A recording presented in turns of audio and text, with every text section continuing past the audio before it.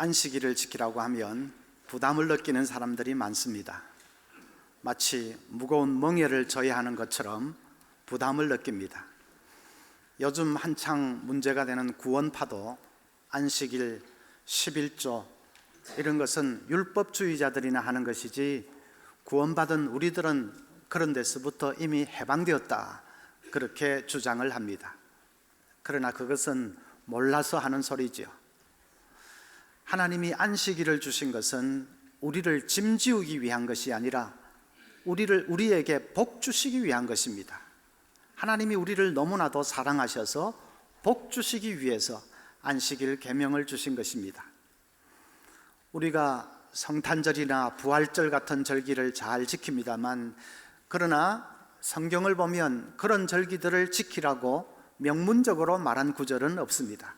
그러나 일주일에 한 번씩 돌아오는 이 안식일만큼은 꼭 지키라고 하나님께서 강조해서 말씀하십니다. 그만큼 그것이 우리에게 큰 복이 되기 때문에 그렇습니다. 우리는 거룩이라고 하면 보통 장소적인 것을 생각합니다. 어떤 곳이 거룩한 곳일까, 이런 장소적인 개념을 떠올립니다. 그래서 어떤 산이 거룩한 산이다, 신성한 산이다 하면 그 산에 가까이 다가가서 기도하면 효험이 있을 것으로 생각합니다. 옛날 히랍 사람들은 올림푸스 산이 신성한 산이라서 거기 가까이 다가가서 기도하면 역사가 일어난다고 믿었습니다. 그런데 성경의 창조기사를 보면 하나님이 세상을 만드실 때에 장소를 거룩하게 하신 곳은 없습니다. 하나님이 거룩하게 구별하신 것은 장소가 아니라 시간입니다. 창세기 2장 3절 보면 하나님이 그 일곱째 날을 복되게 하사 거룩하게 하셨으니 했습니다. 시간을 거룩하게 구별해 놓으셨습니다. 그래서 우리가 복받기 위해서는 어떤 장소로 접근할 것이 아니라 시간으로 향하여서 접근을 해가야 합니다. 바로 안식일, 그날을 기쁨으로 받아들이고 그날을 지킬 때에 그것이 우리 인생에게 말할 수 없는 복이 되는 것입니다. 그러면 구체적으로 한번 생각해 보겠습니다. 안식일이 어째서 우리에게 복이 되느냐? 첫째는 안식일은 회복의 날이기 때문에 그렇습니다. 하나님은 천지 만물을 창조하실 때에 이 만물 속에 질서와 순환의 원리를 새겨 넣으셨습니다. 지구가 자전하면서 낮과 밤의 주기가 생기게 하시고, 또 달이 지구를 돌면서 한 달이라고 하는 주기가 생기게 하시고, 지구가 태양의 둘레를 돌면서 사계절이 주기적으로 찾아오도록 하셨습니다. 이 매일 되풀이 되는 주기, 또 매달 되풀이 되는 주기, 매년 되풀이 되는 이 주기들은 인간의 삶에 깊은 영향을 미칩니다. 우리는 그 순환 주기를 따라서 깨기도 하고 자기도 하고 먹고 마시기도 하고 농사도 짓고 또 일을 하면서 삽니다. 이런 질서와 순환의 주기를 무시하거나 혹은 내 마음대로 함부로 변경하거나 그러면 우리 삶에 심각한 부작용이 초래됩니다. 여러분, 해외여행 다녀와서 시차만 한번 바뀌어 보십시오. 생활의 리듬이 깨지니까 얼마나 피곤합니까? 저는 요즘은 시차가 한번 바뀌면 여파가 보름은 가는 것 같습니다. 인간은 주기와 리듬을 따라서 살도록 하나님이 그렇게 창조해 놓으신 것입니다. 그 순환 주기 가운데에는 일과 휴식의 주기도 있습니다. 엿새 일하고 하루 쉬도록 하나님이 그렇게 만들어 놓으셨습니다. 그래야 우리 몸이 망가지지 않기 때문에 하나님이 그렇게 만드신 것입니다. 이 일과 휴식의 주기는 얼마나 중요하든지 하나님이 창조시에 친히 본을 보이셨습니다. 11절 말씀 보면 이는 엿새 동안에 나 여호와가 하늘과 땅과 바다와 그 가운데 모든 것을 만들고 일곱째 날에 쉬었음이라. 그러므로 나 여호와가 안식일을 복되게 하여 그날을 거룩하게 하였느니라 했습니다. 하나님이 친히 모범을 보이실 만큼 이 일과 휴식의 주기를 꼭 지키는 것은 중요한 것입니다. 하나님이 인간을 흙으로 만드셨지요. 그래서 인간은 깨어지기 잘하는 존재입니다. 사람이 대단한 것 같지만 그래도 휴식하지 않고 그냥 몰아붙이면 금방 여지없이 깨어져 버리는 질그릇 같은 존재가 인간입니다. 그래서 우리 육체와 영혼이 망가지지 않기 위해서는 이 일과 휴식의 주기를 꼭 지켜야 하는 것입니다. 이 순환 주기가 그만큼 중요하기 때문에 이것은 나만 지켜서 되는 문제가 아니고 내 밑에서 일하는 사람들도 다 지킬 수 있도록 해주어야 합니다.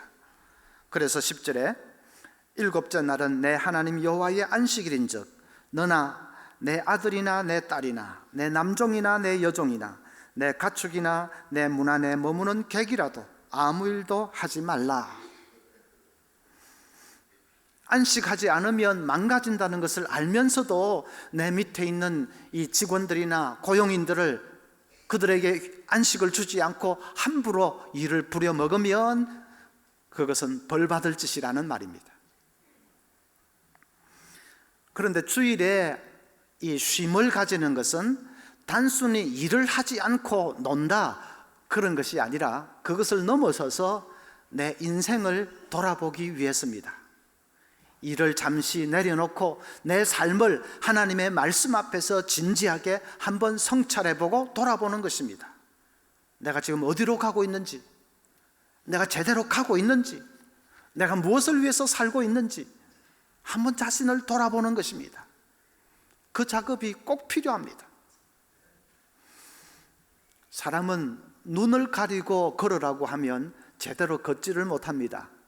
눈을 가린 채 한 100m를 가보라고 하면 대부분의 사람들은 큰 원을 그리면서 빙빙 돌고 있습니다.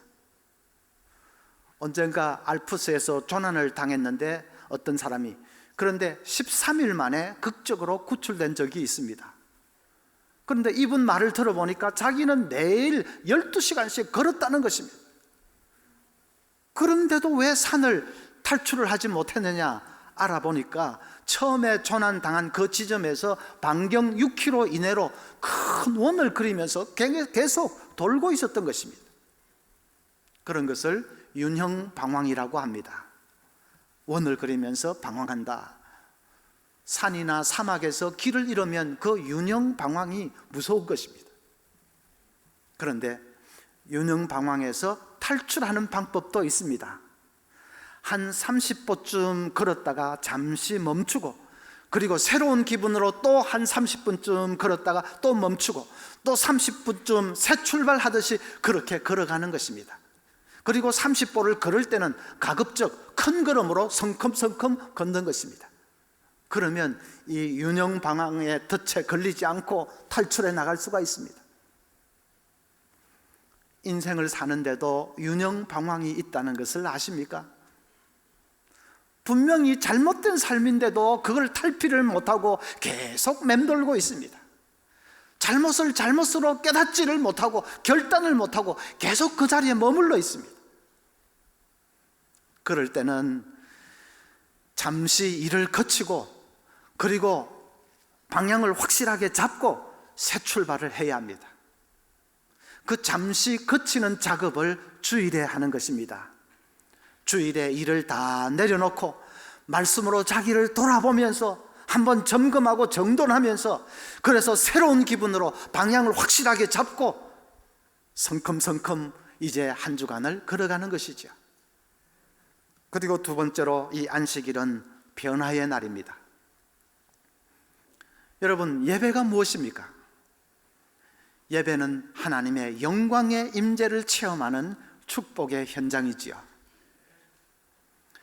솔로몬이 성전을 완공을 하고 나서 이제 봉헌 예배를 드리는데 놀라운 일이 일어났습니다. 역대하 5장 14절 보면 제사장들이 그 구름으로 말미암아 능히 서서 섬기지 못하였으니 이는 여호와의 영광이 하나님의 전에 가득함이었더라. 봉헌 예배를 드리는 그 자리에 하나님께서 영광의 구름과 함께 임재하신 것입니다.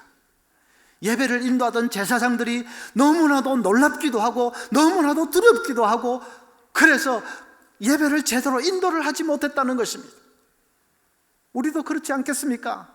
이 자리에 하나님께서 영광의 구름과 함께 임재하신다면, 우리 눈으로 볼 수 있도록 하나님이 그렇게 놀랍게 임재하신다면, 그러면 사회 보는 사람이 말이라도 제대로 하겠습니까? 구약시대에는 하나님께서 예배의 자리에 자주자주 그렇게 임재하셨습니다.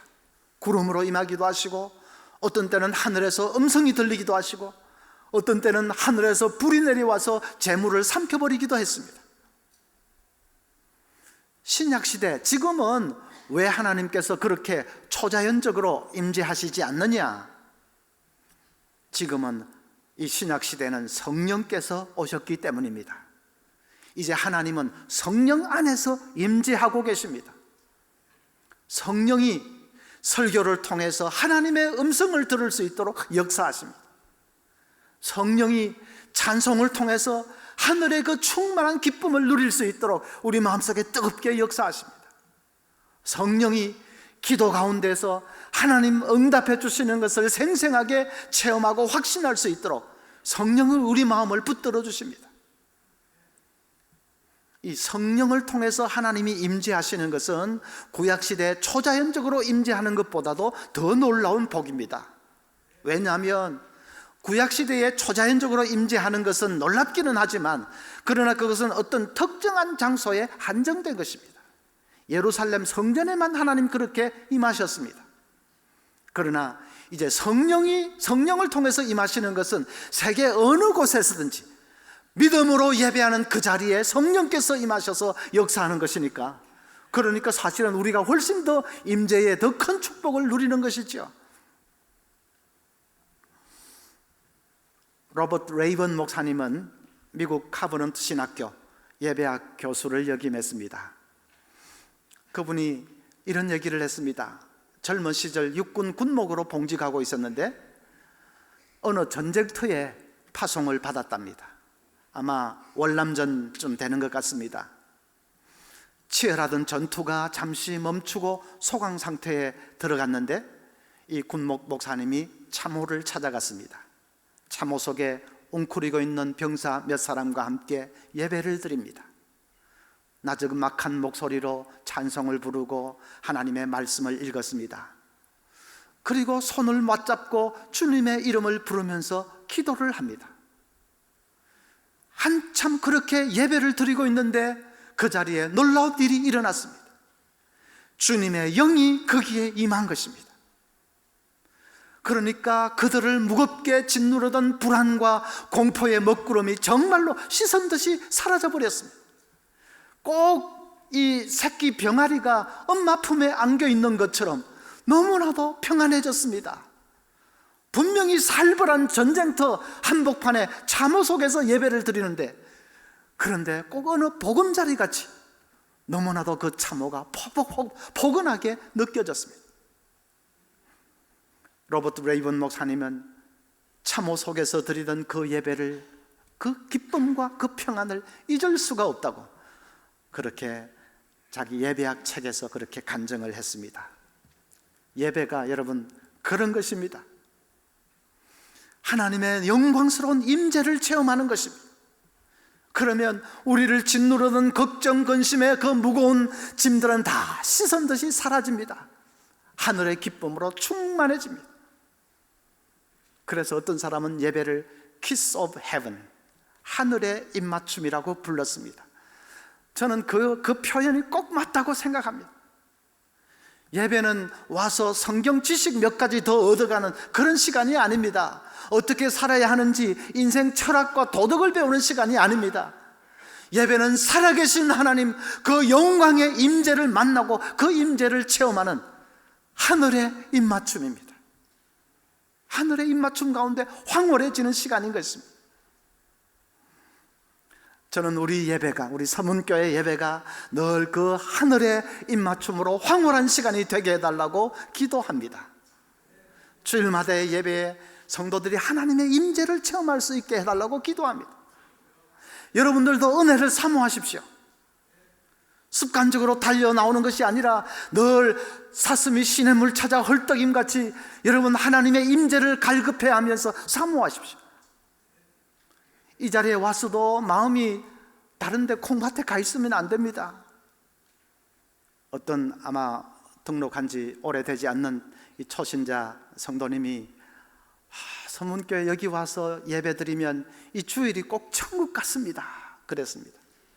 은혜를 받고 성도들 사이에 또 사랑이 있고, 그리고 마치고 저 밖에 뒷동산에 가서 이렇게 산보를 하고 하면서 교회당을 바라보면 이 동산이 꼭 천국 같아. 주일마다 정말로 하나님의 임재를 체험하면서 천국을 누리는 우리 예배가 될 수 있기를 간절히 소원합니다.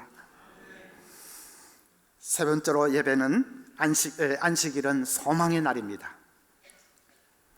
토요일 안식일로 지키던 것이 왜 이제 이 신약 시대에 와서 주일 예배로 바뀌게 됐는지 아십니까? 예수님의 부활 때문이지요. 주일 아침에 부활하신 그 예수님 기념해서 이제 주일 예배로 바뀌게 됐습니다. 초대교회 성도들은 주님의 부활 승천으로 인해서 천국 문이 활짝 열린 것을 그들은 본 것입니다. 예수님의 부활로 말미암아 이제 현세와 내세의 경계가 다 무너지고 하늘 가는 길이 활짝 열린 것을 그들이 깨달은 것입니다. 부활의 주님과 함께 사는 사람은 이 땅에 살지만은 발은 이미 저 천국에 가 있는 사람인 것을 그들이 깨달은 것입니다. 그래서 그 기쁨과 감격을 고스란히 담아서 주일 아침에 예배를 드리게 된 것입니다. 그러니까 이 주일은 천국의 기쁨에 흠뻑 젖는 날입니다. 우리가 주일날 안식을 누리는 것은 천국에서 누릴 영원한 안식을 미리 맛보는 것입니다.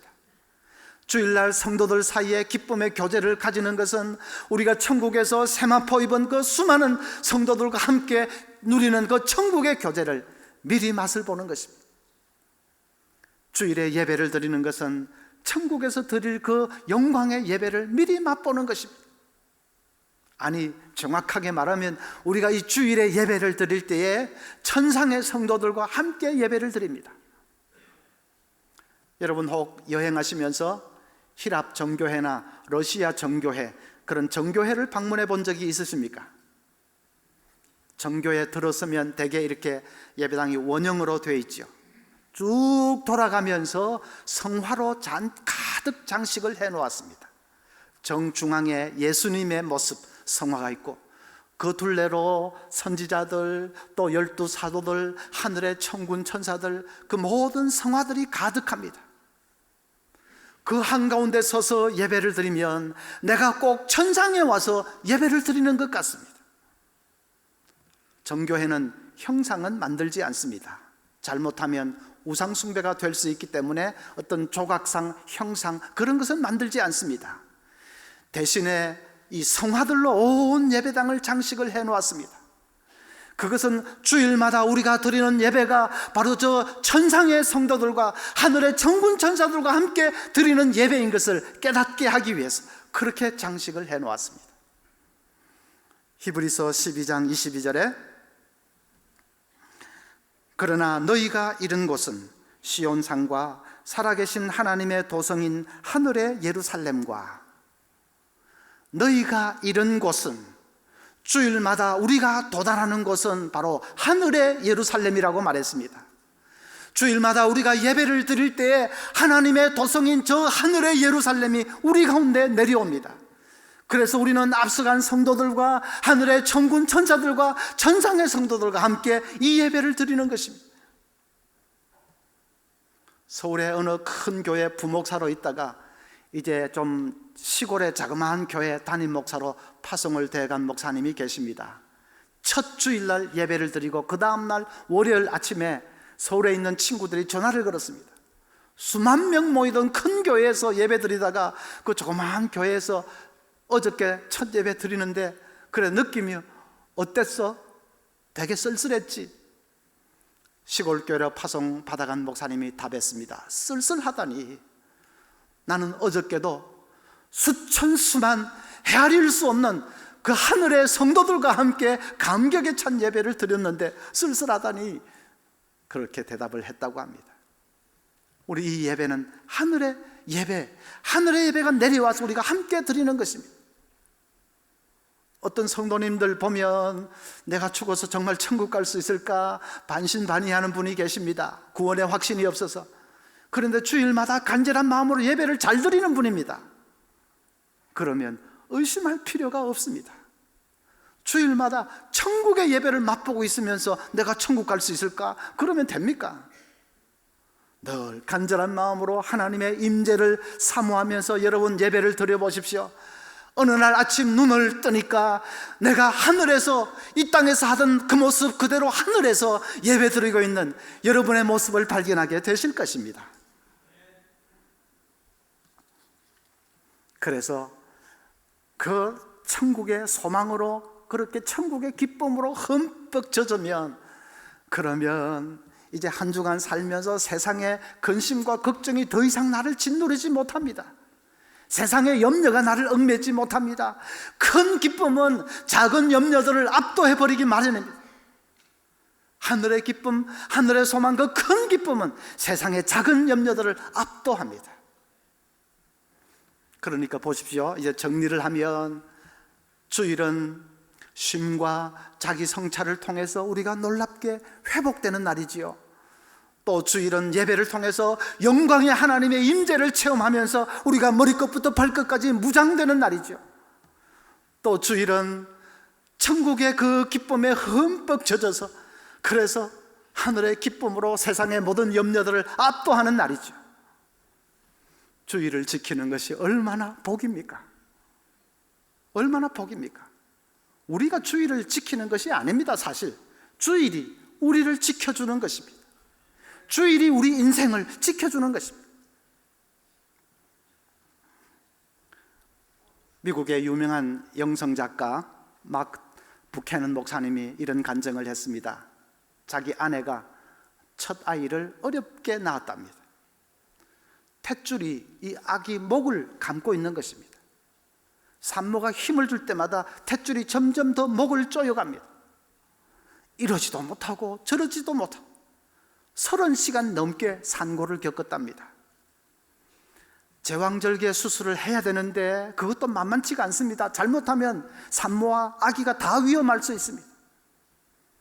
그래도 그 방법밖에 없기에 결국은 결단을 하고 의사들이 산모를 수술실로 데려갔습니다. 자기는 혼자 대기실에 남아서 기다리는데 정말로 견디기가 어려웠다고 합니다. 별의별 상상이 다 떠오르고 두려움이 엄습해 왔습니다. 그런데 그분은 영성 작가 아닙니까? 그 순간에 온 마음을 다해서 하나님을 바라보았습니다. 그리고 기도했습니다. 하나님, 당신을 내게 보이소서. 이 대기실 안에 당신의 영광을 나타내소서. 이 코를 찌르는 양냄새가 변해서 당신의 향기가 되게 하소서. 간절하게 기도하고 또 기도했습니다. 그러자 희한한 일이 일어났습니다. 보이지 않는 손이 자기 어깨를 다 감싸고 있는 것이 느껴집니다. 정말로 그것이 눈으로 보듯이 너무나 생생하게 느껴졌습니다. 마음이 평안해졌습니다. 대기실에서 수술실에서 연락이 왔습니다. 들어오라는 연락이 왔습니다. 사인을 받고 이제 수술실 문을 열고 들어섰는데 보이는 것은 피밖에 없더랍니다.